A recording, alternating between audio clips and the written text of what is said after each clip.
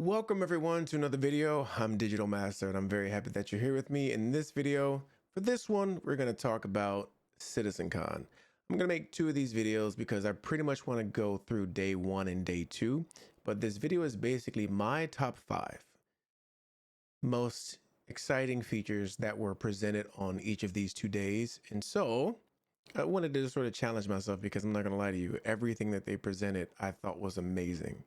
And I don't want to overshadow all the awesome things that were shared, but I wanted to challenge myself to see, can I narrow it down to my top 5 and actually rank them as far as what I'm most excited about down to, the next ones in line, because well, what I want to say is that I don't have anything that I'm not excited about. I'll say that I'm not, very happy to have heard about and very excited about what it brings to the overall game. Everything they talked about was impressive and very cool. But I do have a top 5. And that, my friends, is what I'm going to share with you today. So let's begin. Now, I am going to talk about some honorable mentions because, again, I can't go without mentioning some things too that I felt could have easily fit into this top 5, but given the awesomeness of my top 5, it was very difficult for these to make the list. So I will start with Genesis as a whole because it makes up so many things, which each individually adds so much to the game in general. So to be fair, Genesis could have taken up the entire top 5, but really the amazing thing about Genesis is all the different minute or different aspects of it, right? From the sound design to the lighting, all the way through to the environmental things. And the biggest one I really wanted to call out that I was personally very enamored with was the first one, where we talk about the dynamic ecosystem of every planet, right? That you visit, and moon that you visit. I don't know if the moons will be included on this. It'd be cool if it is, but the planets, the dynamic ecosystem, right, all the way to the vegetation, what it's made of, and how the different how the different biomes are sort of generated depending on different aspects of the atmosphere, et cetera, et cetera, et cetera. I thought that was impressive because what that adds is so much dynamism, and that's a word I'm going to be using a lot here, by the way. It adds so much dynamic to the dynamic aspect of the game, right? Going to the same location over and over again will not be the exact same experience every time. And to me, that's going to be pretty amazing. So my, I guess I'll number this one number 8, as far as my honorable mentions, as far as it fits into the list of my top 5, right? So my number 8, my next one, honorable mention, by the way, will have to be the Sandworm. Let me get to the part where, yeah. So the Sandworm, CIG did something that I am something that really stuck out to me with this and that I took away from it all, which is basically them demonstrating their commitment to the things that they have said in the past.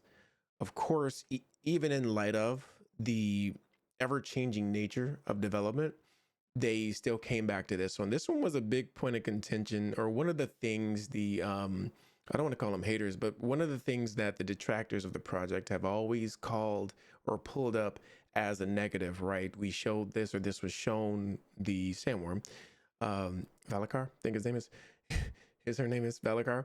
Uh, 2016, I think it was, right? Where they first showed this worm, and it's been this long since they've said anything else about it, right? But now they came back to it and said, look, we didn't forget about it. Things happen. We had to shift things around, et cetera, but we didn't forget what we showed you back in 2016. I really, again, in light of all the criticism that CIG gets, I really want to applaud them for just sending us a little message on the side saying, listen, I know, we did that thing. I know we did that thing, but we also meant what we said, that we want to bring that into the game. And so kudos CIG for that one. But it's really cool because it also introduces hero boss content, right?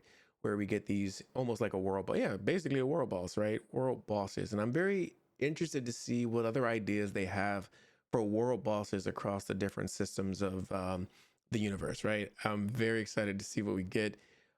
What might we get for Microtech, right? I can imagine the world boss for Microtech.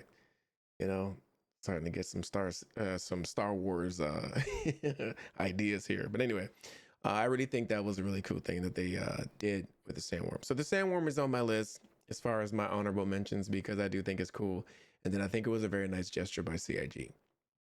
So let's keep going down this honorable mentions list, and we have to, or I want to say that I have to mention Castra. I think that CIG chose a great system to introduce as part of the 5 for 1.0. And I remember the original concept art for Castra, and I think they've gotten pretty close to what that looked like. And when I was looking at the concept art, it was very inspiring to me. I like the environment design that they created, the architecture, of course, which is uh, not too different than what we've seen, but at the same time, there is some different architecture design there as well that I can't wait to see in game, as they pretty much showed, as you can see here, some of it. But also another thing that's really cool about the Castra, Castra system, right? This is Sherman, by the way, but Castra is that it's bordering the Xi'an space, right? An alien species in Star Citizen. So my hope is that we'll get to see some of them here, right?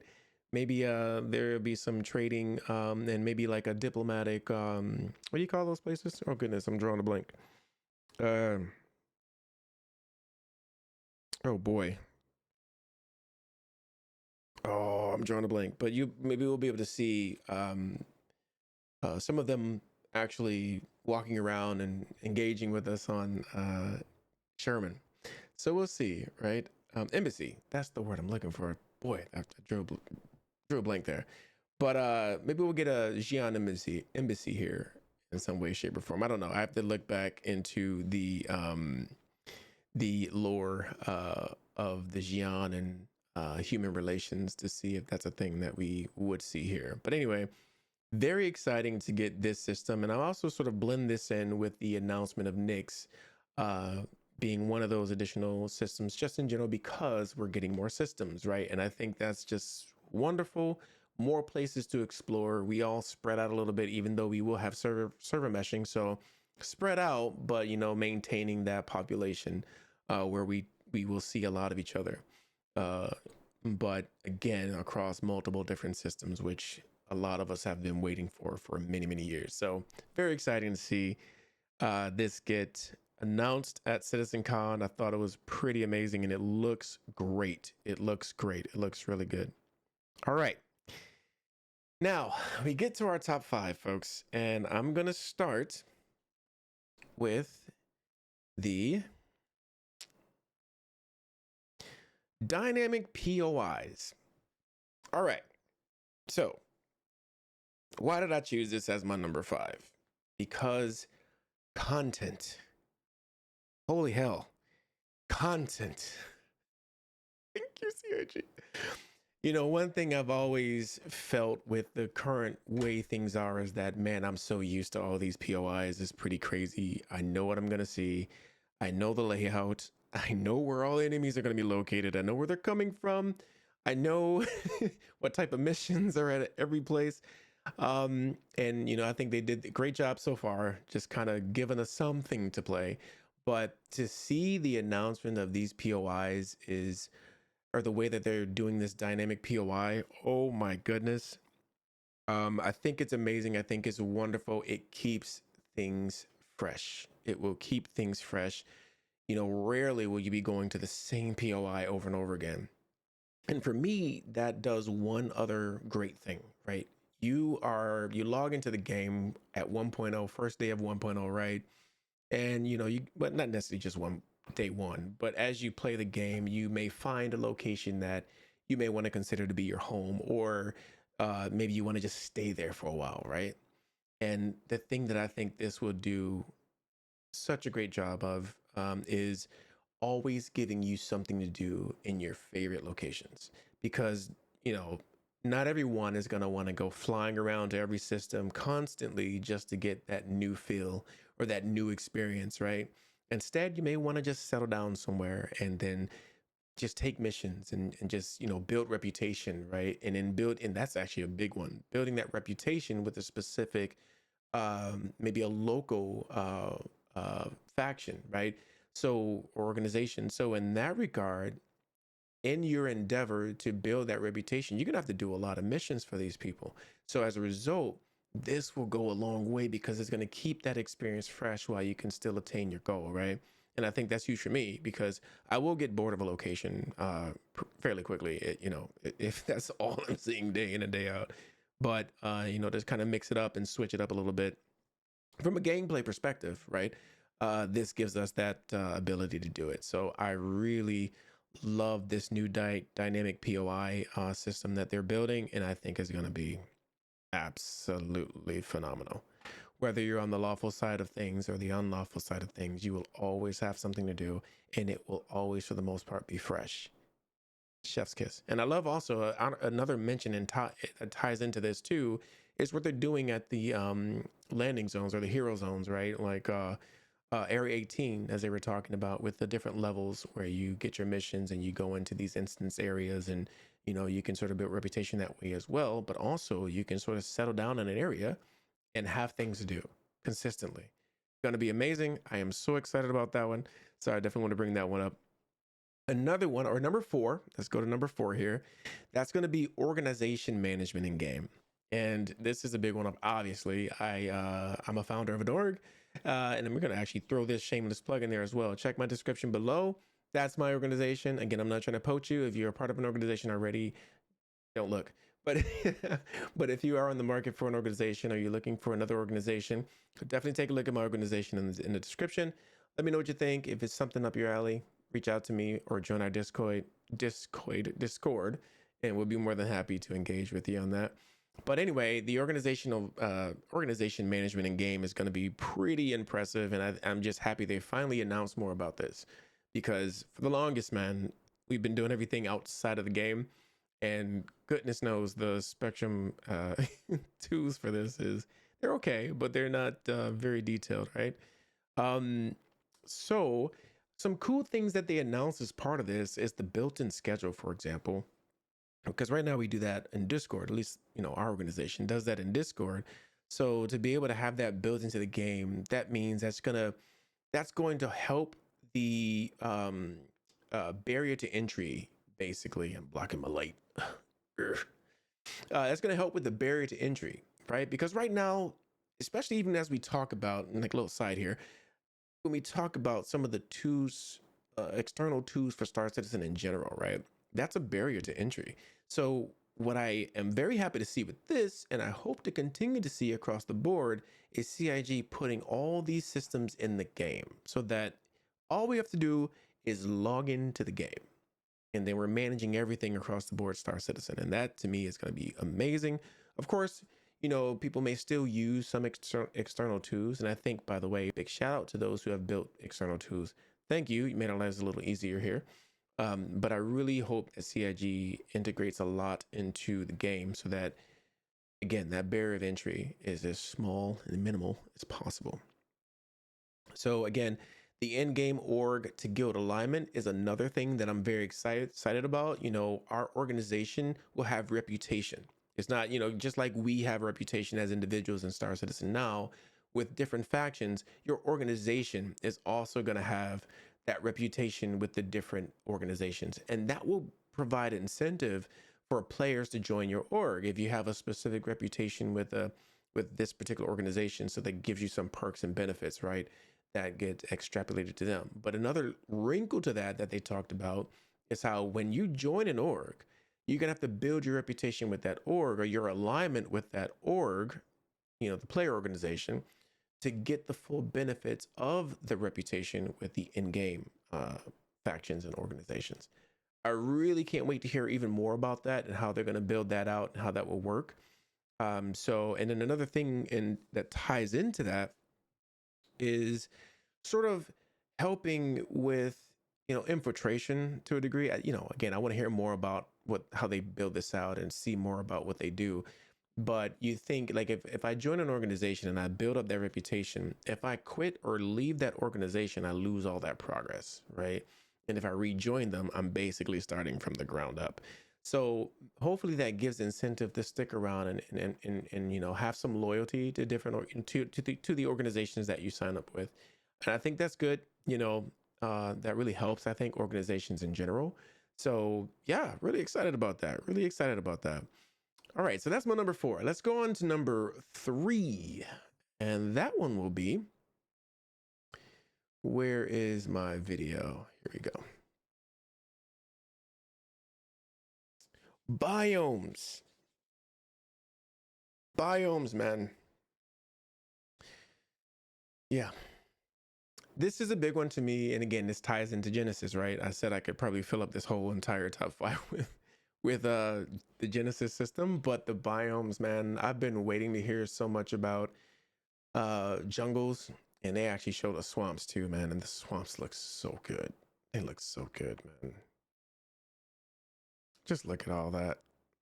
Ah, that just looks. I was literally clapping in my living room when I was watching this. I mean, legit standing ovation type. I stood up, man. I'm like, you know, from what I'm seeing, I'm just like, oh, yes. Thank you, CIG. Thank you. Thank you. I literally did that. Mind you, I'm in the US, so I'm doing this at like, what, 5 o'clock in the morning? It's pretty crazy. But I did it. I didn't wake anybody up, so no feelings were hurt. Anyway, I really love what they're doing here, and I can't wait to see them or this move out of white box. This is white box. This is white box. Wait till we get the gray box and then release, dude. I cannot wait.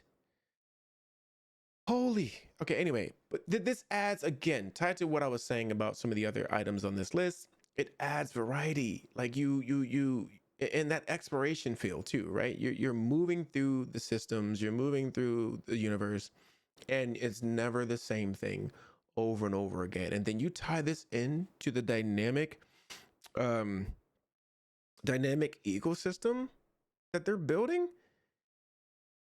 Going to the same spot multiple times may provide different experiences, man. Like, come on. I think that's amazing. Like, when you really think about how deep that rabbit hole goes, I believe it's going to get pretty crazy. And I love it. I love it, especially when you start to introduce the crafting into it all. Yeah, we'll talk about that in the next video. Anyway, it provides that feeling of always having something new to see, something new to do, new places to go. So this biome situation is going to be, for these new biomes, I'll say, is going to be pretty amazing. I'm so excited about it. All right, let's move on. We're already about, let's see, how far are we into this? About 18 minutes, so I need to hurry up. All right, so number 2. And I need to bring this in here. Number 2, folks, dynamic weather.